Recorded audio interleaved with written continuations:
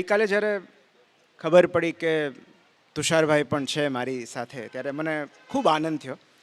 કારણ કે તુષારભાઈ હંમેશા મારા માટે ફાધર ફિગર રહ્યા છે અને અત્યારે પણ તમે જોયું કે કેટલા પ્રેમથી તેઓ મારી વાત કરતા હતા. તો એમનો સ્નેહ સદાય વરસતો રહે છે, એ માટે હું મારી જાતને ભાગ્યશાળી માનું છું.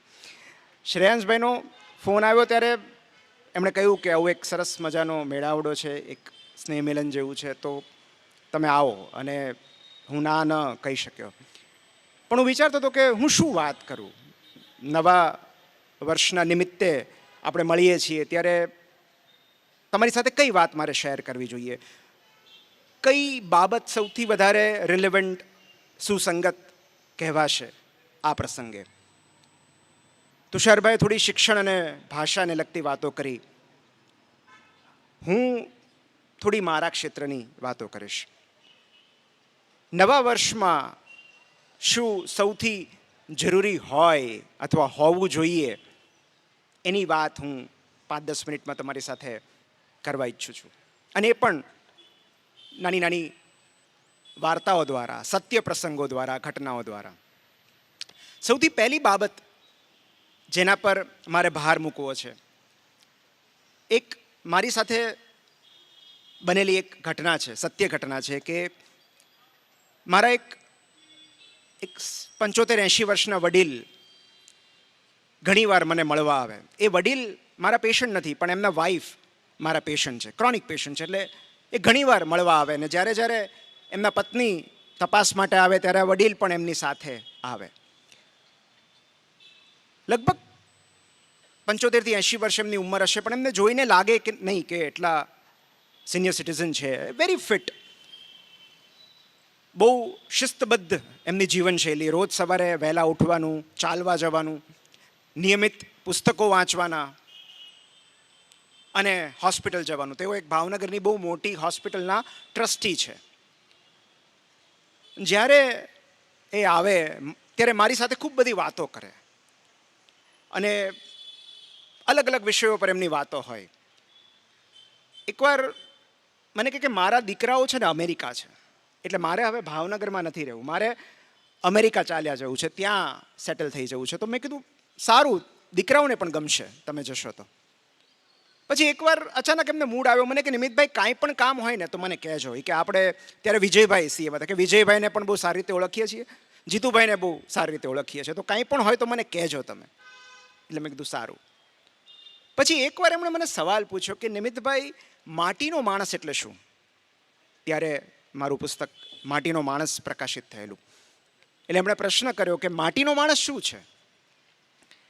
એટલે મેં એમને મારું પુસ્તક આપ્યું અને મેં કીધું તમે આ વાંચજો એટલે તમને ખ્યાલ આવી જશે કે માટીનો માણસ શું છે. તેઓ પુસ્તક લઈને નીકળી ગયા.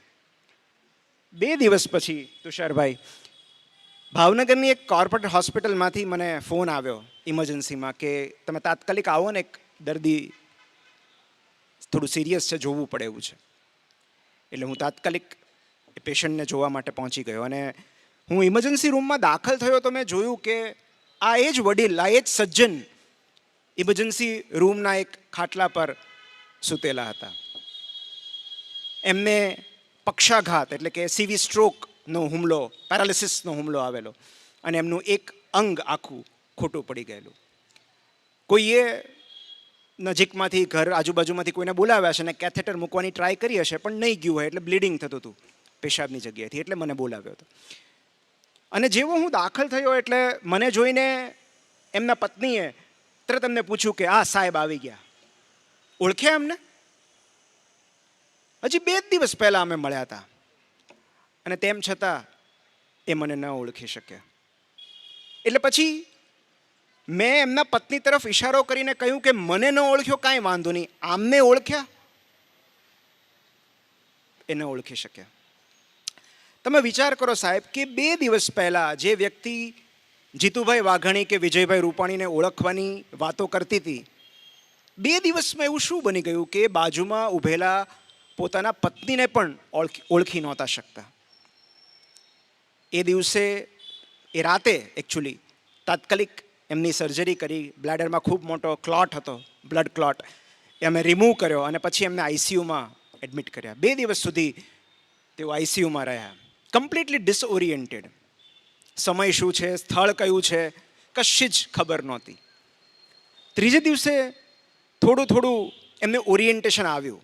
એટલે ઓરિએન્ટેશન જાણવા માટે અમે પૂછતા હોઈએ છીએ કે હું કોણ, તમે કોણ, દિવસ છે કે રાત, ક્યાં છો.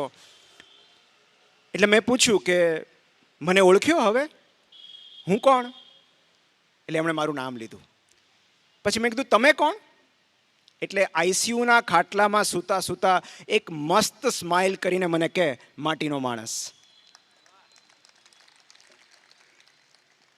પછી મને કે મને ખબર નહોતી નિમિતભાઈ કે માટીના માણસનો અર્થ સમજવા માટે મારે છેક આઈસીયુ સુધી આવવું પડશે. પણ પછી એમણે જે કહ્યું કે હવે મારે અમેરિકા નથી જવું, હવે મારે હું ટ્રસ્ટી રહીશ પણ મારે હોસ્પિટલ પણ નથી જવું, મારે ફક્ત અહીંથી સાજા થઈને ઘરે જવું છે. તો માટીનું શરીર ઓઢીને આપણે સૌ વરસાદના શહેરમાં ફરીએ છીએ. કવિતાની ભાષામાં કહું તો ફુગ્ગા જેવા શ્વાસ લઈને ટાંકણીઓના શહેરમાં ફરીએ છીએ. ત્યારે આવનારી દરેક પળ જેમાં આપણે હયાત છીએ, આપણે જીવિત છીએ, એ દરેક ક્ષણ એક ચમત્કાર છે. આપણી સાથે રોજ ચમત્કારોની શૃંખલા થયા કરે છે, પણ એ ચમત્કારો આપણે જોઈ નથી શકતા. એક બહુ સરસ ઝેન પ્રસંગ છે કે થોડા શિષ્યો એક ઝેન ગુરુ પાસે દીક્ષિત થવા માટે ગયા અને એ દરમિયાન એમણે ઝેન ગુરુને એવું પૂછ્યું કે તમને ચમત્કાર કરતા આવડે છે, જાદુ કરતા આવડે છે, અમને ચમત્કાર બતાવો, તમે અમારે જોવું છે. એટલે ગુરુએ કહ્યું કે કંઈ વાંધો નહીં, આવતીકાલ સવારે 5:45 વાગે આ ઓરડામાં આપણે ભેગા થઈએ, હું તમને એક અદ્ભુત ચમત્કાર બતાવીશ. બીજા દિવસે સવારે બધા શિષ્યો અને ગુરુ 5:45 વાગે એ જગ્યા પર, એ સ્થળ પર ભેગા થયા અને ગુરુએ કહ્યું કે ચલો હવે આંખો બંધ કરો. બધા શિષ્યોએ આંખો બંધ કરી અને પછી ટેબલ પર જોરથી હાથ પછાડીને ગુરુએ કહ્યું કે હવે આંખો ખોલો અને હું કહું છું ત્યાં જુઓ. એ બધા શિષ્યોને એમણે બારીની બહાર જોવાનું કહ્યું અને બારીની બહાર એક સુંદર મજાનો સૂર્યોદય દેખાઈ રહ્યો હતો. એટલે શિષ્યોએ કહ્યું કે આ તો સૂર્યોદય છે, આમાં શું ચમત્કાર છે?